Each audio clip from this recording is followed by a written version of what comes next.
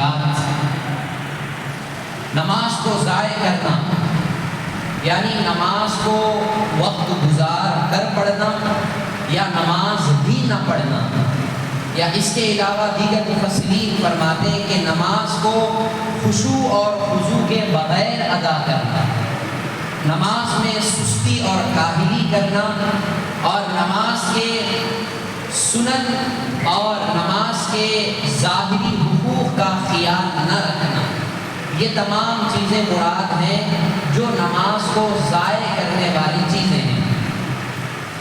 جو بھی نماز کو ضائع کرتے ہیں اور اپنے خواہشات کی پیروی کرتے ہیں، یعنی اللہ تعالیٰ کی اطاعت کے مقابلے میں، اللہ تعالیٰ کے احکامات اور فرامین کے مقابلے میں جو بھی شخص اپنے خواہشات کو ترجیح دیتا ہے، اپنے خواہشات کو مقدم رکھتا ہے، تو عنقریب انہیں جہنم کے ایک طبقہ جس کا نام غی ہے، اس جہنم کے طبقے میں انہیں داخل کر دیا جائے گا، کہ ان کے لیے وادی غی ہے۔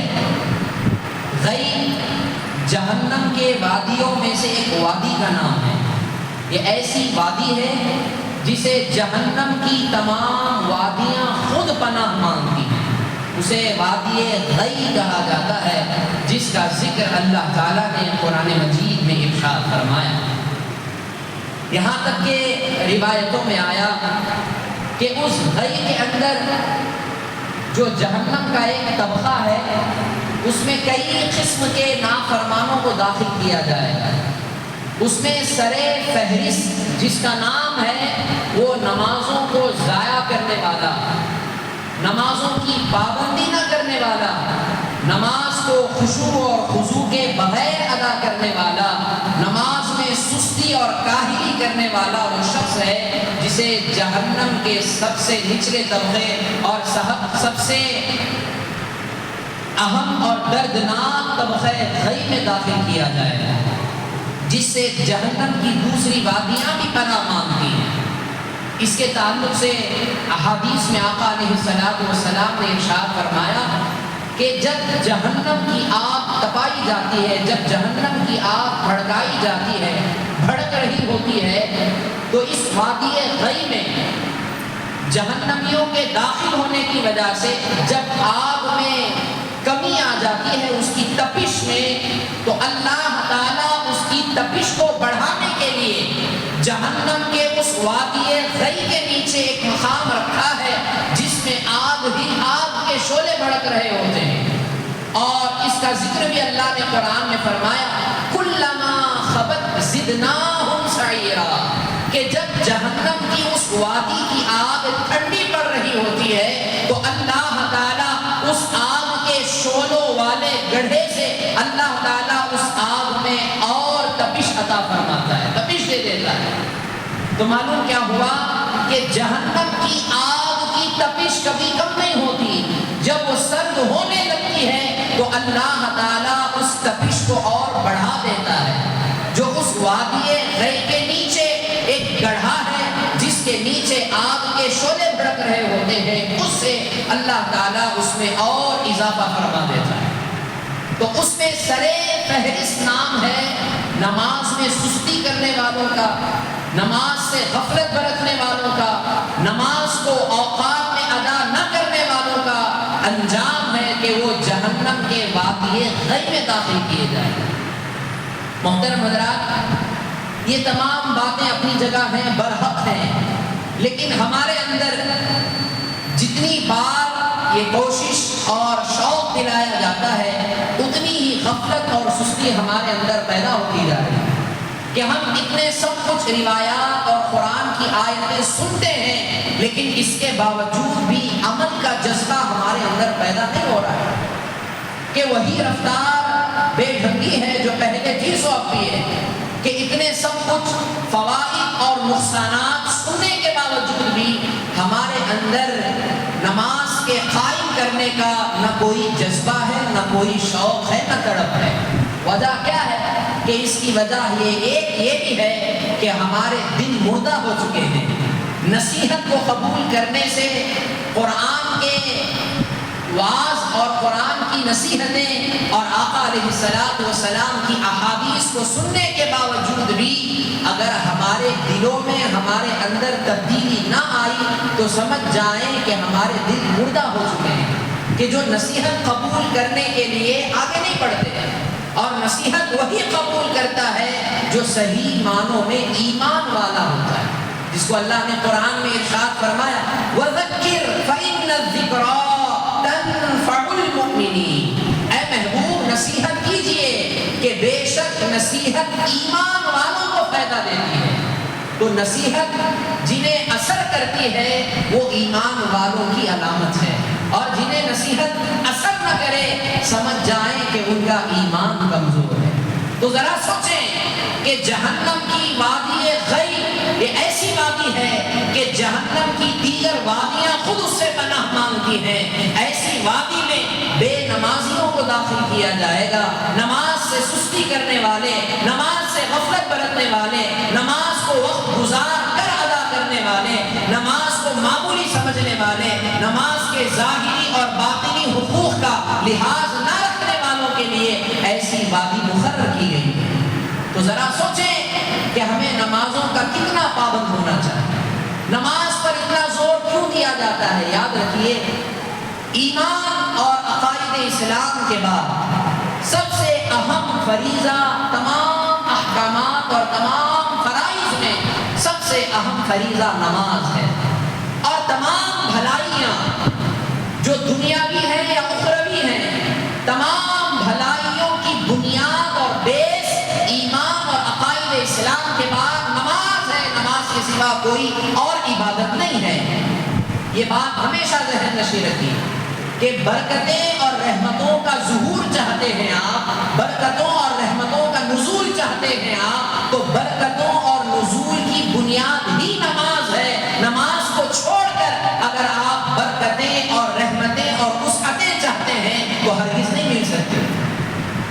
یہ بات ذہن نشین رکھیے، کیونکہ ہر ایک ترقی کی بنیاد نماز ہے، کہ انسان کی دنیاوی ترقی ہو یا اخروی ترقی ہو یہ ہم نہیں سمجھتے، کیونکہ آقا علیہ السلام نے ایک مقام پر ارشاد فرمایا کہ جب انسان صبح کرتا ہے، حضرت سلمان فارسی رضی اللہ تعالیٰ عنہ اس حدیث کو روایت کرتے ہیں، معجم کبیر کی یہ روایت ہے، حضرت سلمان فارسی رضی اللہ تعالیٰ عنہ ارشاد فرماتے ہیں کہ حضور اکرم صلی اللہ علیہ وسلم نے ارشاد فرمایا کہ جب انسان صبح کے وقت، جب صبح سویرے اٹھتا ہے اور فجر کی نماز کے لیے جاتا ہے تو وہ اسلام کے جھنڈے کے ساتھ جاتا ہے، اسلام کے جھنڈے کے ساتھ جاتا ہے، اسلام کے جھنڈے کو اپنے ہاتھ میں لے کر وہ مسجد کی طرف اپنے قدم کو بڑھاتا ہے، اور پھر اس کے بعد آقا علیہ السلام نے ارشاد فرمایا کہ جو صبح کے وقت نماز پڑھے بغیر بازار کی طرف رخ کرتا ہے،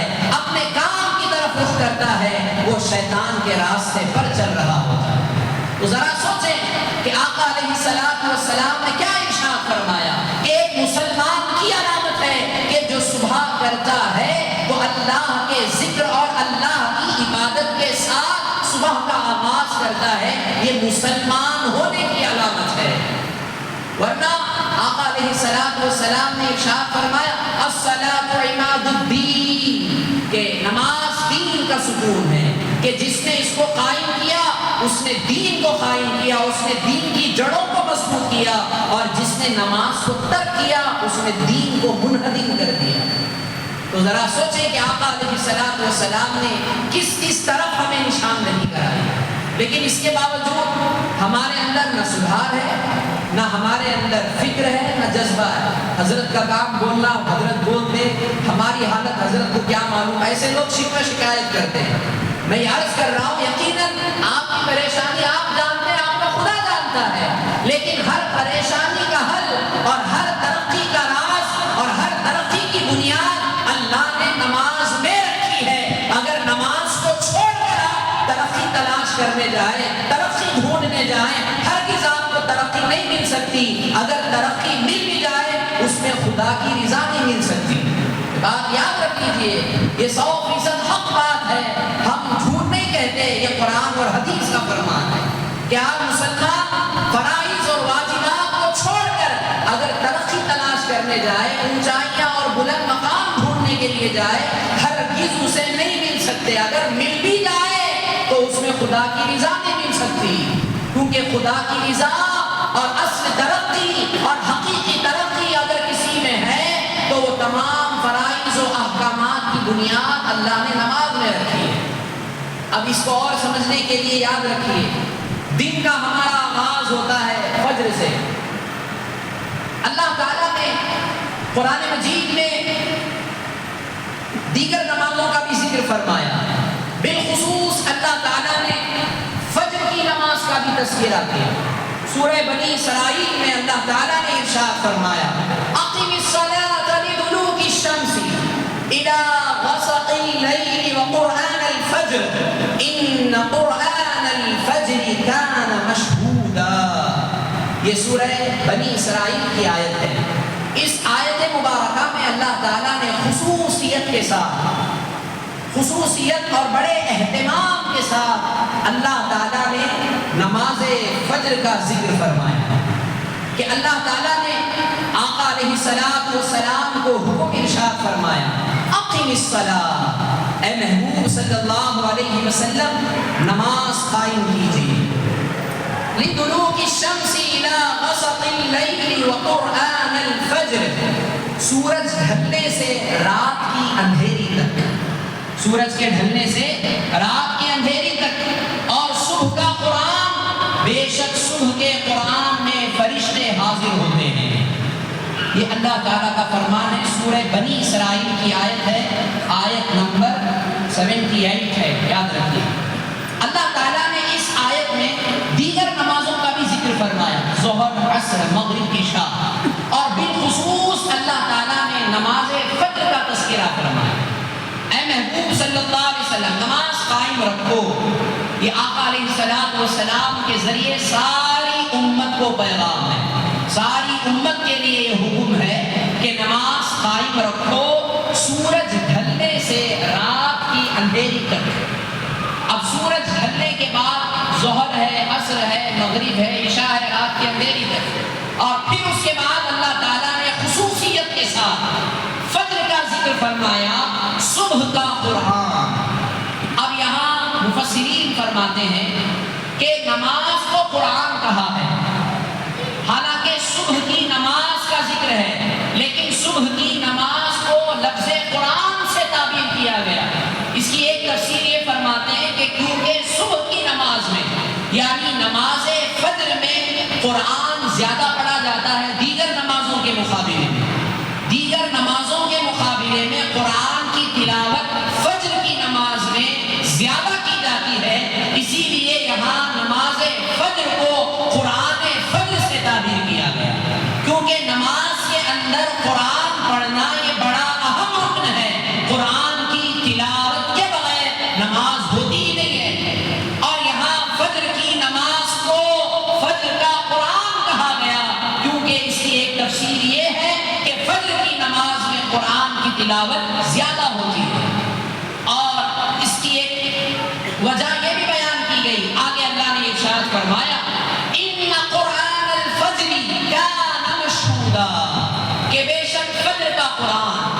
ایک روایت میں آیا کہ جب فجر کی نماز میں قرآن پڑھا جاتا ہے، فجر کی نماز میں جب امام قرآن کی تلاوت کرتا ہے اور مقتدی جب قرآن کی تلاوت سنتے ہیں، تو اس قرآن کی تلاوت کے سنتے وقت ان مقتدیوں کے ساتھ فرشتے بھی حاضر ہوتے ہیں، فرشتے بھی اس قرآن کی تلاوت کو سنتے ہیں.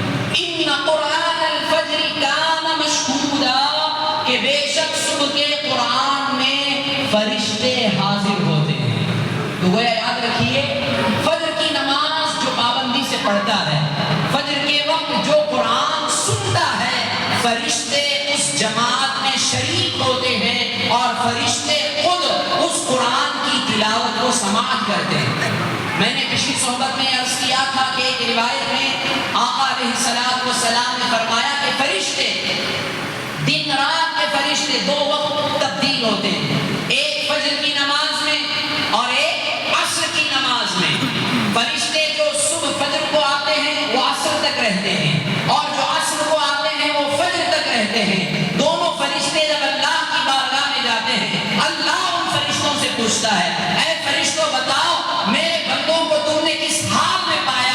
وہ فرشتے عرض کرتے ہیں اللہ کی بارگاہ میں، حالانکہ اللہ جانتا ہے، اللہ علیم بذات الصدور ہے، اللہ عالم الغیب والشہادہ ہے، لیکن اس کے باوجود بھی اللہ تعالیٰ فرشتوں سے سوال فرما رہا ہے، فرشتوں سے پوچھ رہا ہے۔ وجہ کیا ہے؟ کہ ان نمازیوں کی اہمیت کو بتانا ہے، ان نمازیوں کی عظمت کیا ہے، یہ اللہ تعالیٰ فرشتوں کی زبان سے اعلان کر رہا ہوتا ہے کہ اے فرشتوں بتاؤ میرے بندوں کو تم نے کس حال میں چھوڑ کر آیا کہ جو بندہ فجر کی نماز اور عصر کی نماز بڑی پابندی سے ادا کرتا ہے، دیگر نمازوں کے ساتھ ادا کرتا ہے، تو فرشتے اللہ کی بارگاہ میں عرض کرتے مولا جب ہم گئے تب بھی تیرا بندہ عبادت میں مصروف تھا، اور جب ہم تیری بارگاہ میں حاضر ہو رہے تھے تب بھی ہم نے تیرے بندے کو تیری عبادت میں مشغول پایا ہے۔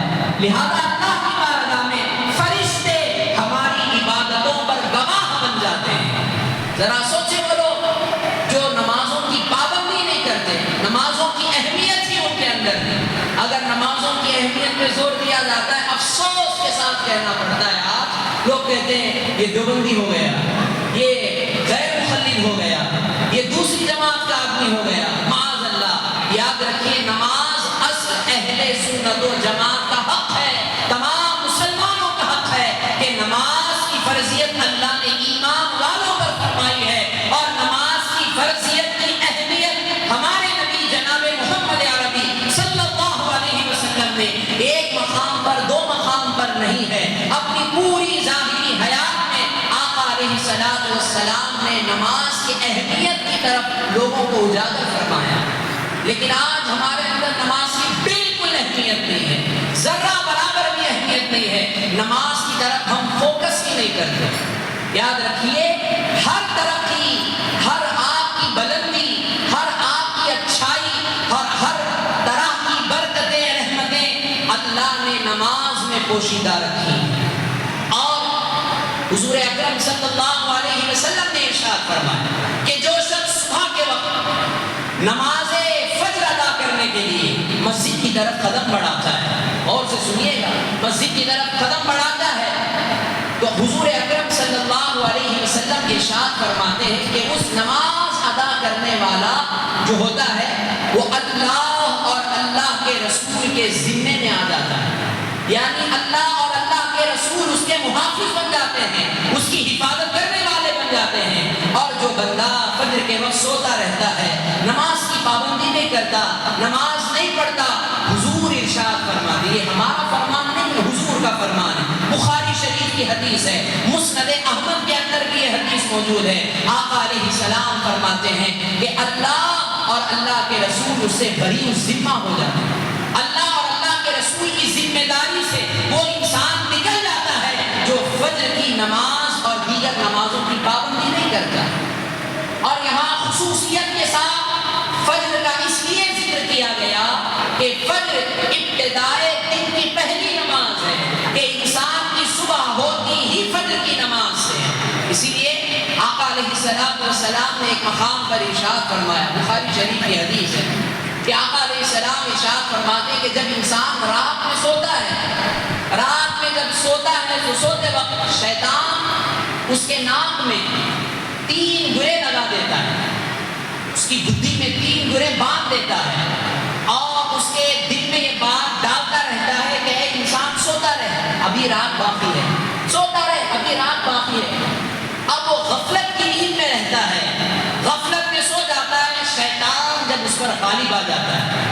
لیکن جب انسان شیطان کے وسوسے اور شیطان کی سستی میں سستی دلائی ہوئی سستی کو اپنے قدموں تلے روکتے ہوئے آقا علیہ السلام ارشاد فرماتے ہیں کہ جو 3 گرے لگی ہیں اس کی بدھی پر، تو جب اٹھتا ہے اللہ کا ذکر کرتا ہے، اٹھتے ہی کیا کرنا؟ اللہ کا ذکر کرنا، اللہ کا ذکر کرتے ہی ایک گرہ کھل جاتی ہے، جب وہ نماز فجر کے لیے وضو کرتا ہے تو دوسری گرہ کھل جاتی ہے، اور جب نماز فجر ادا کرتا ہے تو تیسری گرہ بھی کھل جاتی ہے۔ شیطان نے جو 3 گانٹھیاں باندھ کر رکھی ہیں، 3 گرے باندھ کر رکھی ہیں اپنے شکنجے اور اپنے جال میں پھانسنے کے لیے، یہ جو رات کے وقت انسان کے ناک میں بدھی پر بیٹھ کر انسان کے ناک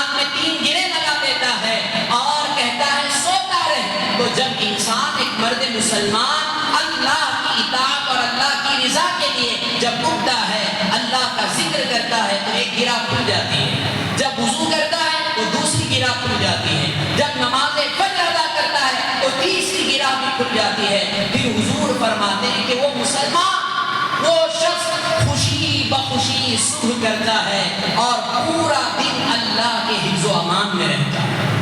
ذرا سوچیں کہ آقا علیہ السلام کا یہ فرمان، اور نماز فجر ہی کی اہمیت اس لیے یہاں بتائی گئی کیونکہ نماز فجر ابتدائی دن اور ابتدائی وقت جو انسان شروع کرتا ہے اپنے دن کا آغاز اسی وقت سے ہے۔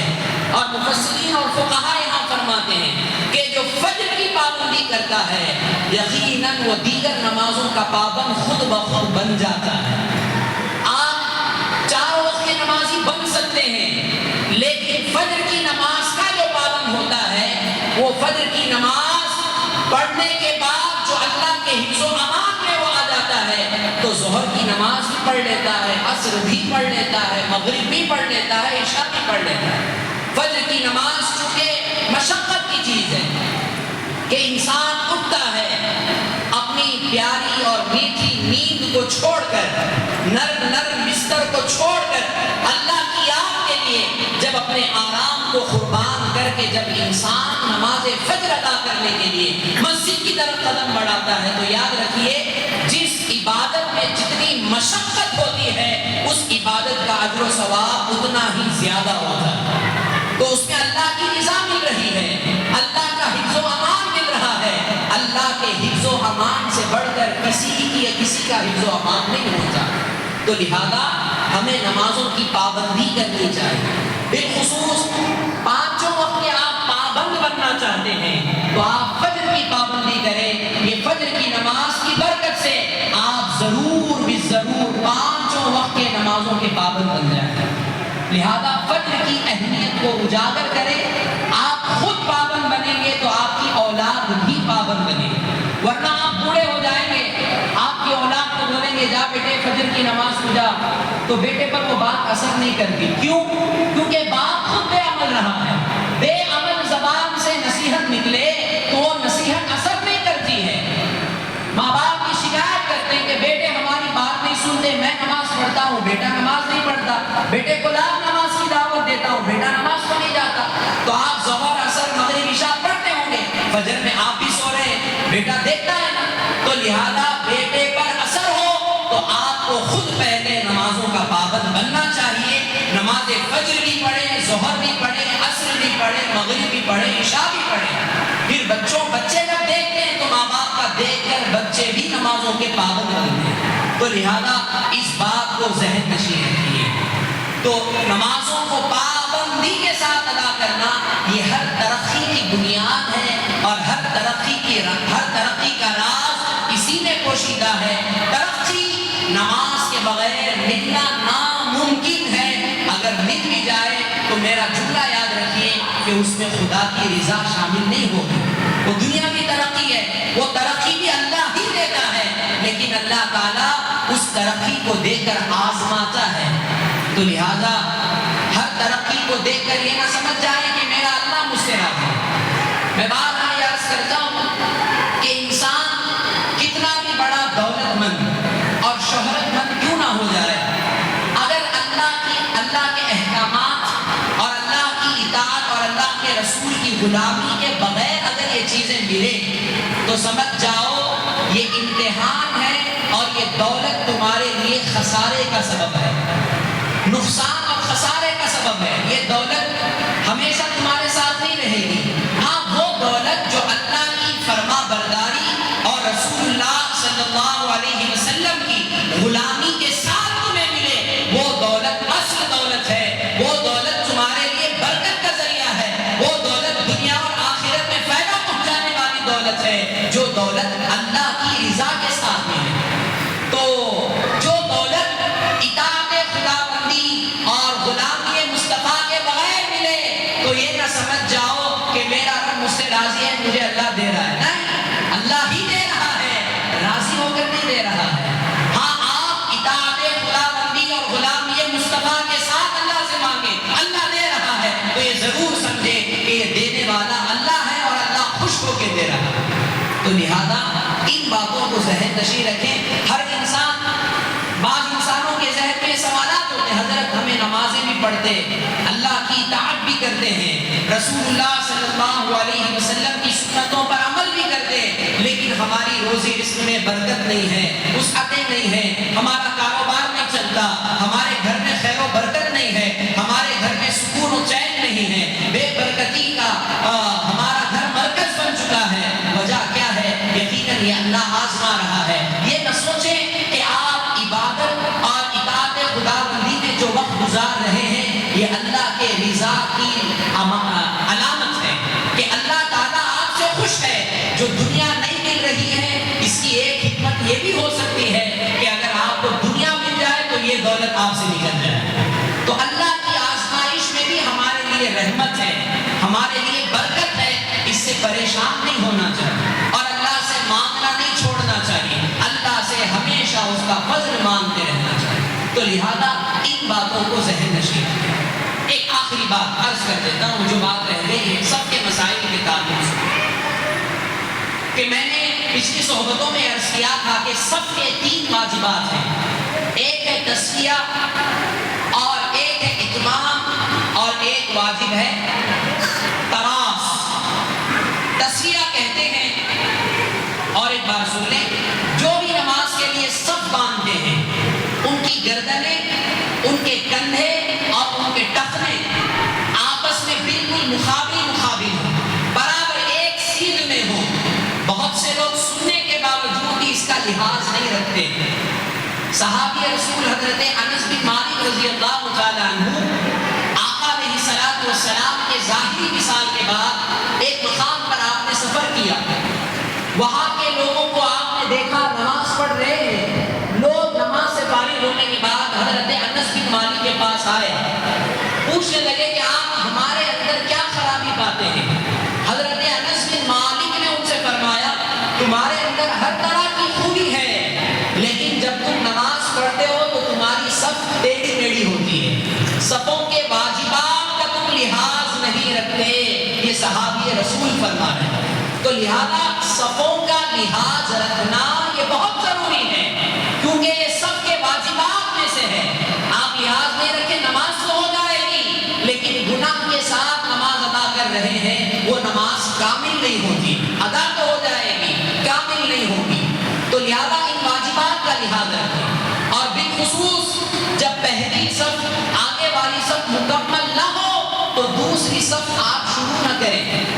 بہت سے لوگوں کو ہم دیکھتے ہیں کہنے کے بعد بھی ابھی پہلی صف نامکمل ہوتی ہے، دوسری صف شروع کر دیتے ہیں. ایسا نہیں ہونا چاہیے. اور ایک مسئلہ یہ بھی یاد رکھ لیں کہ جب آپ سب باندھ کر کھڑے ہوں تو آقا علیہ الصلوۃ والسلام نے ارشاد فرمایا کہ بے شک اللہ اور اللہ کے فرشتے سب کے داہنی والوں پر رحمت بھیجتے ہیں. سب کے داہنی طرف جو امام کے رائٹ سائڈ کھڑے ہوتے ہیں، اللہ اور اللہ کے فرشتے ان پر کیا بھیجتے ہیں؟ رحمت بھیجتے ہیں. اور رہا بائیں طرف والوں پر بھی اللہ کی رحمت ہوتی ہے، لیکن دائیں والوں پر زیادہ ہوتی ہے. لیکن یہ حدیث، یہ فضیلت سن کر یہ نہ سمجھ جاؤ کہ بائیں طرف کی جگہ خالی ہو جائے اور دائیں طرف بھر کے چلے جائیں. ایسا نہیں ہونا چاہیے. آقا علیہ السلام کے دور میں بھی جب حضور نے یہ فضیلت بیان کی تو ایک صحابی رسول حضور کی بارگاہ میں آئے، عرض کرنے لگے یا رسول اللہ، مسجد کا داہنی حصہ بھرا رہتا ہے، بائیں حصہ خالی رہ جاتا ہے. تو آقا علیہ السلام نے ارشاد فرمایا جو اللہ کی رضا کے لیے بائیں صف کی جو خالی جگہ پر کرتا ہے، اللہ تعالیٰ کی اس پر خصوصی رحمت ہوتی ہے. تو لہذا یاد رکھیں صف میں کھڑے ہونے کا طریقہ یہ ہے کہ پہلا شخص جو کھڑا ہوگا وہ امام کے بالکل پیچھے کھڑا ہوگا. آقا علیہ السلام نے فرمایا کہ امام کو اپنے صف کے درمیان میں آگے بڑھاؤ اور پہلا مقتدی امام کے پیچھے کھڑا ہو. پھر اگر دوسرا آ جائے تو وہ امام کے داہنی طرف، یعنی جو درمیان میں شخص کھڑا ہے اس کے دائیں طرف رائٹ سائڈ میں کھڑا ہو جائے. پھر اس کے بعد تیسرا شخص آ جائے تو اس شخص کے بائیں طرف کھڑا ہونا چاہیے. تو گویا صف کو ایسے مکمل کریں کہ دائیں طرف اور بائیں طرف آدمی برابر ہونا چاہیے. دائیں طرف زیادہ، بائیں طرف کم ایسا نہیں ہونا چاہیے کہ جو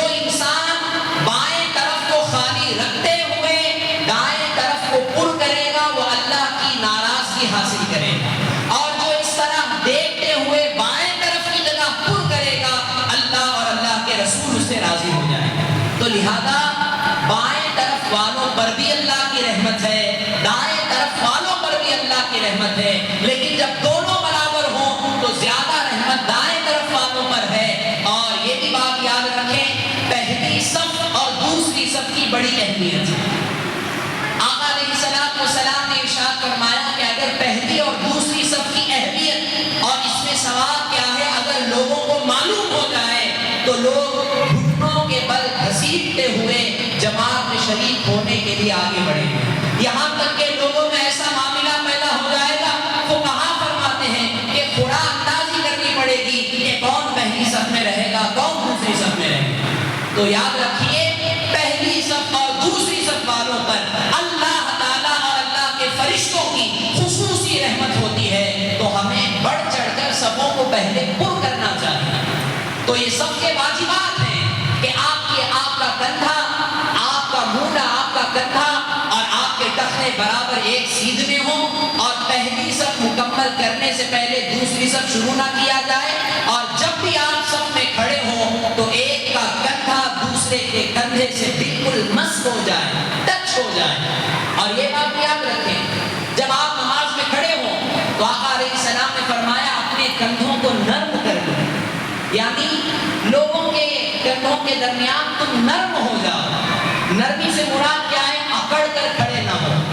اس کی ایک تفسیر محدثین نے فرمائی عاجزی و انکساری تمہارے اندر آ جانا چاہیے، خشوع اور خضوع کے ساتھ نماز ادا کرنی چاہیے، اور اتنا نرم ہو جائے کہ اگر کوئی آنے والا شخص صف کے واجبات پر عمل کرنے کے لیے اگر آپ کو ذرہ ہٹانے کی کوشش کرے تو آپ اس کے ہاتھ میں نرم ہو جائیں۔ ایسا نہیں کہ آپ مضبوطی سے کھڑے ہو گئے، نہیں، آنے والا اگر مسئلے پر عمل کرتے ہوئے واجب پر عمل کرنے کے لیے آپ کو اگر ذرہ ہٹاتا ہے تو آپ اس کو ہاتھ میں نرم ہو جانا چاہیے، سختی کے ساتھ نہیں کھڑے ہونا چاہیے۔